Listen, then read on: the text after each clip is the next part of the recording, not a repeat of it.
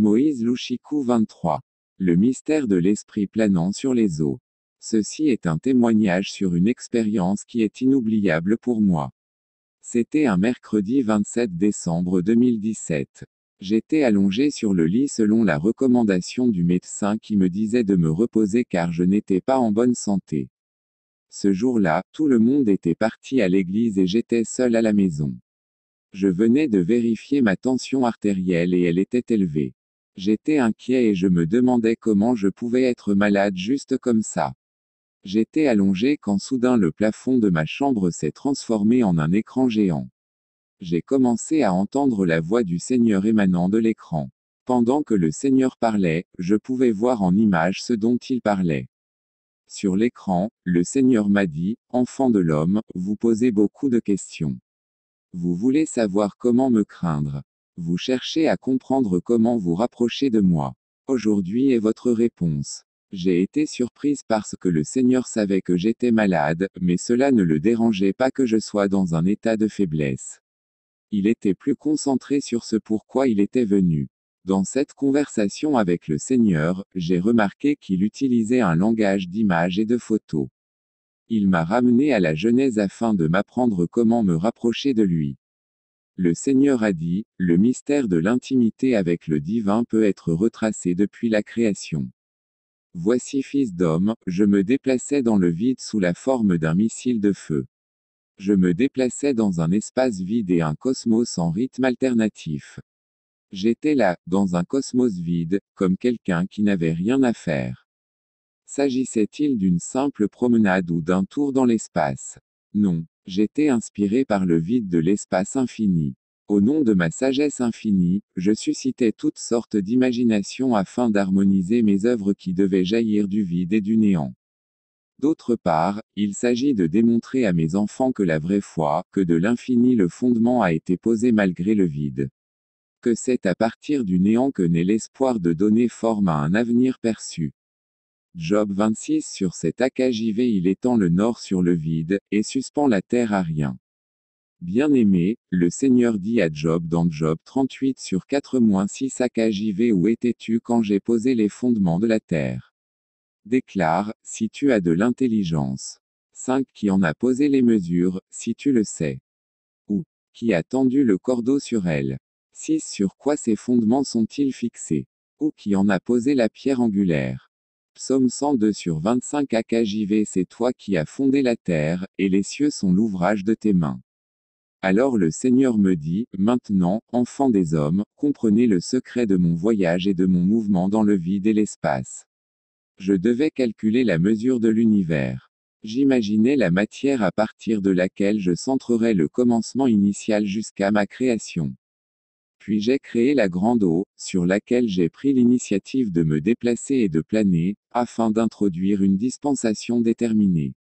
Il est écrit dans la Genèse 1 sur 2-3 AKJV au commencement, Dieu créa le ciel et la terre. 2 Et la terre était informe et vide, et il y avait des ténèbres à la surface de l'abîme. Et l'Esprit de Dieu se mouvait sur la surface des eaux. Mon vol stationnaire au-dessus des profondeurs est à l'origine de la notion d'intimité avec moi. L'intimité avec moi est un voyage que les enfants de l'homme devront initier. Les enfants de l'homme devront donc comprendre l'essence de mon vol stationnaire au-dessus du grand abîme infini. J'ai dû exposer et soumettre l'eau profonde au feu qui est ma nature. L'eau profonde a dû subir une réaction chimique que vous appelez évaporation. Cela doit se produire à la suite de l'exposition à ma nature ardente et brûlante. Fils d'homme, l'évaporation doit te servir de leçon pour que tu comprennes que si je planais au-dessus de l'eau, c'est que je voulais être intime avec elle pour lui transmettre mes énergies.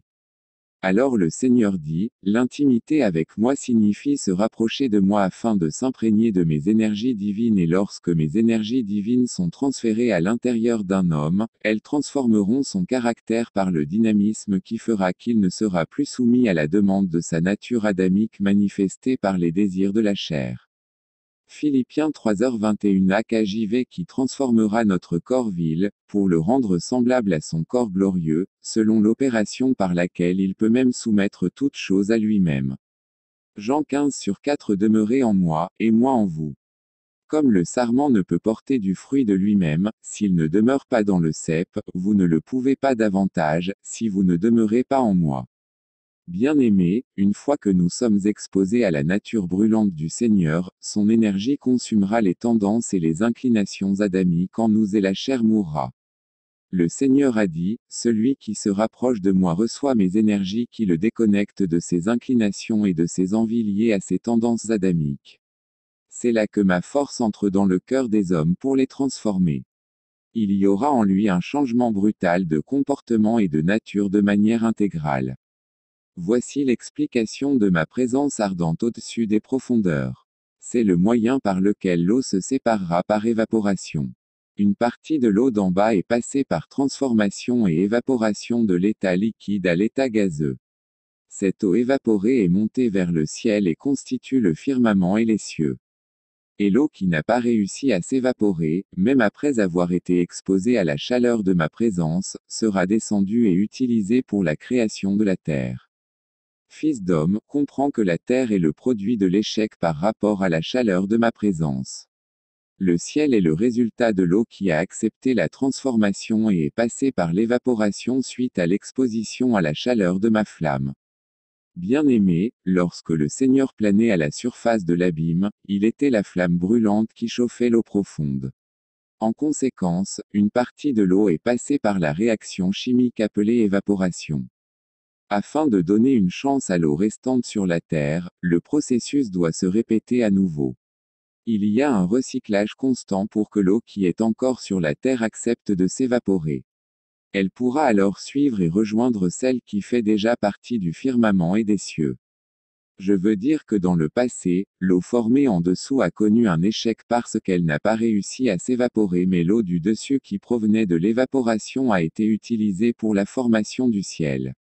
Il est écrit dans Genèse 1:7-8 AKJV et Dieu fit l'étendue, et sépara les eaux qui sont au-dessous de l'étendue des eaux qui sont au-dessus de l'étendue, et il en fut ainsi. 8 Et Dieu donna au firmament le nom de ciel. Le Seigneur a dit, la terre est créée à partir de l'eau qui se trouve en dessous et qui est imparfaite, défectueuse et un échec. La terre est le produit d'une carence et d'une défectuosité. C'est pourquoi la terre était vide et informe. Pourtant, les cieux ont accepté l'eau qui monte par évaporation. Le Seigneur Dieu me dit, il est écrit dans le livre de Moïse qu'une vapeur s'élèvera de la terre et arrosera toute la surface du sol. Genèse 2:6 Un brouillard s'éleva de la terre et arrosa toute la surface du sol. Cela signifie que seuls ceux qui se sont prélassés dans la chaleur de la présence de Dieu et se sont évaporés au ciel peuvent descendre pour arroser la terre entière des bénédictions célestes. Le Seigneur m'a dit, c'est la loi de la transformation. Je travaille là où ce principe est respecté. J'ai eu besoin de la création d'un homme tiré de la terre comme copie, qui est censé passer par le baptême en signe de renouvellement, puis par le baptême du feu pour la purification. Ce sont les mots prononcés par le Seigneur. C'est un miracle que j'ai même réussi à les garder en mémoire. Cela s'est passé le 27 décembre 2017 à 17h. Bien-aimé, dans le livre de l'Apocalypse 17h15 AKJV et il me dit, les eaux que tu as vues, où la prostituée est assise, sont des peuples, des foules, des nations et des langues. Lorsque le Seigneur se déplace au-dessus de la surface des eaux, c'est l'image de la présence de Dieu parmi son peuple. L'évaporation est un message prophétique de l'enlèvement. Dieu est un feu brûlant. Lorsqu'il entre en contact avec l'eau profonde qui est son peuple, il doit y avoir une évaporation résultant de la chaleur de la flamme brûlante de Dieu qui plane sur l'eau qui symbolise son peuple. L'évaporation est la transformation et la purification des personnes qui se lèveront ensuite dans l'enlèvement. Lorsque Dieu entre en contact avec son peuple, il y a toujours un changement d'état. Lorsqu'il était au-dessus de l'eau profonde, celle-ci s'est évaporée à cause de sa flamme. L'évaporation est un changement d'état, du liquide à la vapeur. Pour être pris dans l'enlèvement, nous devons être exposés à la chaleur de la présence de Dieu qui est le baptême de feu pour la purification. La présence de Dieu qui est une flamme doit changer notre état tout comme lorsque l'abîme a été exposé à la flamme brûlante qui est la nature de Dieu. Le baptême du feu est censé brûler les désirs, les tendances, les inclinaisons et les envies charnelles, pécheresse et sensuelle de la nature adamique en nous et les remplacer par les caractéristiques, les capacités, la sainteté et la justice divine de Dieu. Plus nous sommes exposés à la présence de Dieu, plus le changement en nous est grand.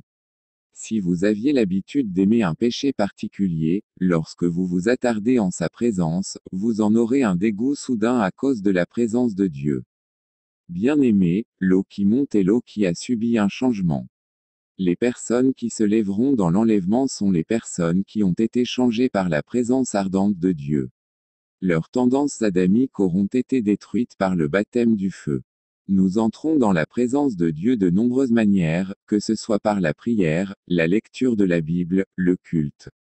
Même le fait de prêcher et d'entendre la prédication de la parole de Dieu nous fait entrer dans sa présence qui nous changera. Un chrétien qui est orgueilleux, haineux et mondain ne peut prétendre vivre dans la présence de Dieu, car la présence de Dieu provoque le changement par lequel nous perdons les tendances adamiques. Dieu a conduit les enfants d'Israël dans le désert. Le jour, il les conduisait par la colonne de nuée et la nuit, il les conduisait par la colonne de feu. La nuée fait descendre l'eau sur la terre qui représente les provisions, les bénédictions et la prospérité. Mais le feu représente la purification. Il y a deux dispenses, le jour et la nuit.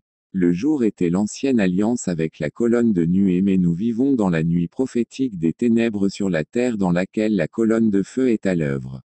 C'est le temps de la purification par le feu. 1 Pierre 1/6-7 AKJV. Vous avez une grande joie, quoique maintenant, pour un temps, s'il le faut, vous soyez dans la détresse par de multiples tentations, c'est afin que l'épreuve de votre foi, bien plus précieuse que l'or qui périt, quoiqu'il soit éprouvé par le feu, soit trouvée pour la louange, l'honneur et la gloire, à l'apparition de Jésus-Christ. Bien-aimé, la présence ardente du Seigneur est parmi son peuple, mais seule l'eau et les personnes qui accepteront le changement seront évaporées et prises dans l'enlèvement. Car notre Dieu est un feu dévorant, Hébreux 12:29, qui fait de ses ministres une flamme de feu. HEB 1/7.